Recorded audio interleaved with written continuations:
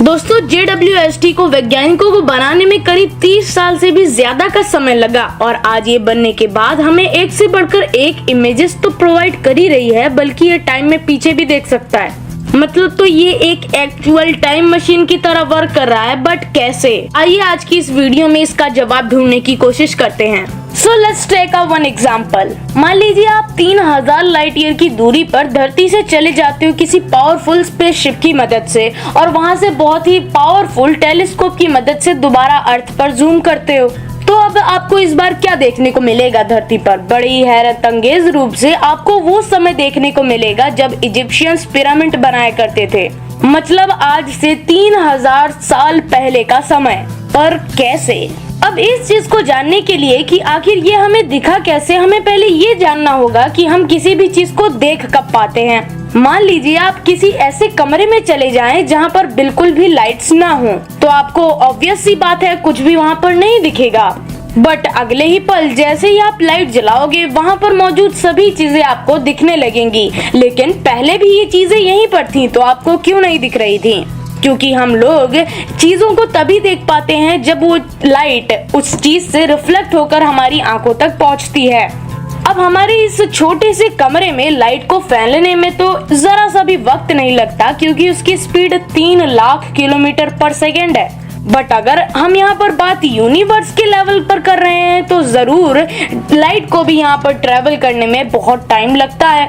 अब कुछ इसी तरह अर्थ और मून के बीच की दूरी है 3,84,000 किलोमीटर। जब सूरज से निकलने वाली रोशनी चांद पर पड़कर रिफ्लेक्ट होकर धरती तक पहुंचती है, तभी हम चांद को देख पाते हैं। अब चांद से धरती तक लाइट को आने में करीब 1.25 सेकंड का टाइम लगता है, यानी जिस चांद को हम देख रहे होते हैं वो 1.25 सेकंड पुराना होता है। अब कुछ इसी तरह रात के अंधेरे में ये जो चमकता हुआ तारा आपको दिख रहा है, ये दरअसल सैटर्न है, जो कि हमारी धरती से करीब 160 करोड़ किलोमीटर की दूरी पर है। और जो लाइट 3 लाख किलोमीटर प्रति सेकंड की स्पीड से ट्रेवल करती है, उसे धरती तक पहुंचने में सैटर्न से करीब 5333 सेकंड लगते हैं, यानी कि करीब 1.5 घंटे। यानी कि अगर हम ये कहें कि अगर हम अभी सैटर्न को देख रहे हैं तो हम 1.5 घंटे पिछले वाले सैटर्न को देख रहे हैं, यानी कि हम सैटर्न के पास्ट को देख रहे हैं, तो ये गलत नहीं होगा। अब इसी चीज का एक सिंपल सा फंडा होता है। यूनिवर्स के लेवल पर साइंटिस्ट दूरी को किलोमीटर में नहीं बल्कि लाइट ईयर में नापते हैं। जितना लाइट 1 साल में ट्रेवल करेगी उसे लाइट ईयर कहा जाता है, और उसी तरह लाइट जितना 1 घंटे में ट्रेवल करेगी उसे 1 लाइट आवर कहा जाता है। तो अगर यूँ कहा जाए कि सैटर्न हमारी धरती से 1.5 लाइट आवर्स दूर है, तो ये भी कुछ गलत नहीं होगा। बट चलिए अब हम अपने सौरमंडल के भी बाहर चलते हैं। हमारा ब्रह्मांड बहुत बड़ा है, इतना बड़ा कि ये जो आप छोटी सी बूंदी देख रहे हो ये मिल्की वे गैलेक्सी है, और इसके अंदर जो ये छोटा सा बिंदु है यही हमारा पूरा सौरमंडल है, जिसमें आप, मैं, हमारी धरती, सूरज और सब कुछ है जो अभी तक आपने धरती पर अपनी जिंदगी में देखा है। हमारी ये जो मिल्की वे गैलेक्सी है ये करीब 1,25,000 लाइट ईयर में फैली हुई है। तो अगर इस कोने से उस कोने तक लाइट को जाना है तो करीब 1,25,000 साल लगेंगे। लेकिन हैरानी वाली बात तो ये है कि ऐसी अनगिनत गैलेक्सीज हमारे इस ब्रह्मांड में मौजूद हैं। हमारे ब्रह्मांड में मौजूद हैं, लेकिन हमारी आंखें उन्हें नहीं देख सकती, क्योंकि इतनी दूर होने की वजह से उनकी लाइट इतनी डिम है कि हम अपनी नंगी आंखों से उन्हें नहीं देख सकते। बट हाँ, अगर हमें फिर भी उनकी कुछ डिटेल्स को जानना है, उनके अंदर मौजूद ग्रहों को देखना है, तो फिर हम यूज करते हैं टेलीस्कोप का, जो कि डिम से भी डिम लाइट को एक पिन फोकस पर रिफ्लेक्ट कर देता है, जिससे हम ज्यादा से ज्यादा चीजों को स्पेस में देख पाते हैं। जो टेलीस्कोप जितनी ज्यादा लाइट को कलेक्ट कर पाएगा वो उतना ही ज्यादा दूर तक देख पाएगा। इसी का एक एग्जाम्पल है 1990 में लॉन्च हुआ हबल स्पेस टेलीस्कोप। अब हबल स्पेस टेलीस्कोप के सिस्टम को डीप फील्ड भी कहा जाता है, और Hubble space telescope 10 billion light year की दूरी पर भी मौजूद चीजों को देख सकता है।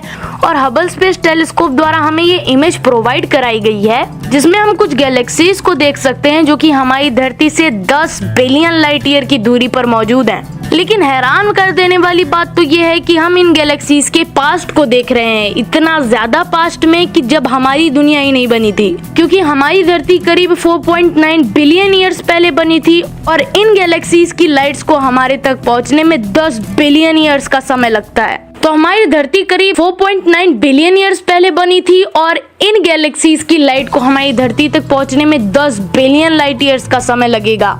अब यहाँ पर सवाल तो ये उठता है कि अगर हबल स्पेस टेलीस्कोप भी पास्ट में देख सकता है तो हमें जेम्स वेब स्पेस टेलीस्कोप की जरूरत ही क्यों पड़ी। जहाँ हबल स्पेस टेलीस्कोप में 2.4 मीटर का मिरर लगाया गया है, वहीं जेम्स वेब टेलीस्कोप में 6.5 मीटर का मिरर लगाया गया है। जहाँ हबल स्पेस टेलीस्कोप इंसानी आंखों से 100 गुना ज्यादा लाइट को कैप्चर कर सकता है, वहीं पर जेम्स वेब टेलीस्कोप इंसानी आंखों से 10 लाख गुना ज्यादा लाइट को कैप्चर कर सकता है।